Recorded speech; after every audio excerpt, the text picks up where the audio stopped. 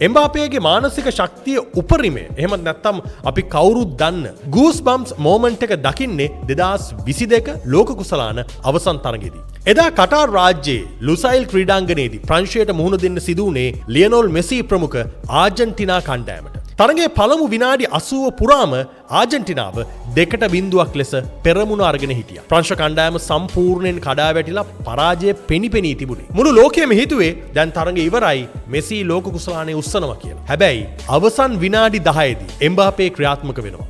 හරියට නිදාගෙන හිටපු සිංහෙක් අවදි වුණා වගේ. තප්පර 97ක් ඇතුළත පිට ගෝල 2ක් වාර්තා කරමින් ඔහු මුළු ලෝකයේම ස්ටෑන්ඩ් එකෙන් නැගිට්ටෙව්වා. තරඟයේ අතිරේක කාලයට ගියාම මෙසි නැවතත් ගෝලයක් ගහලා ආර්ජන්ටිනාව 3-2ක් ලෙස ඉදිරියට ගෙනාවත් එම්බාපේ ආයිමත් ක්‍රියාත්මක වෙලා තවත් ගෝලයක් ගහලා තරඟය 3-3ක් හැටියට සම කරනවා. වසර 56කට පස්සේ ලෝක කුසලාන අවසන් තරඟයකදී කඩා වැටුණු කණ්ඩායමක් තනිවම කර උඩ තියාගෙන ඇවිල්ලා හැට්‍රික් එකක්. ඒ කියන්නේ ගෝල 3ක් වාර්තා කරන්න ඔහු සමත් වුණා. අවසානයේ දඬුවම් පහර වලින් ප්‍රංශයට ඒ තරඟය අහිමි වුණත් එදා තරඟය පෙරදුනත් එම්බාපේ මුළු ලෝකයටම ඔප්පු කළා තමන් කියන්නේ අවසන් තප්පරයේ තෙක්ම සටන් කරන සැබෑ ක්‍රීඩකයෙක් කියලා.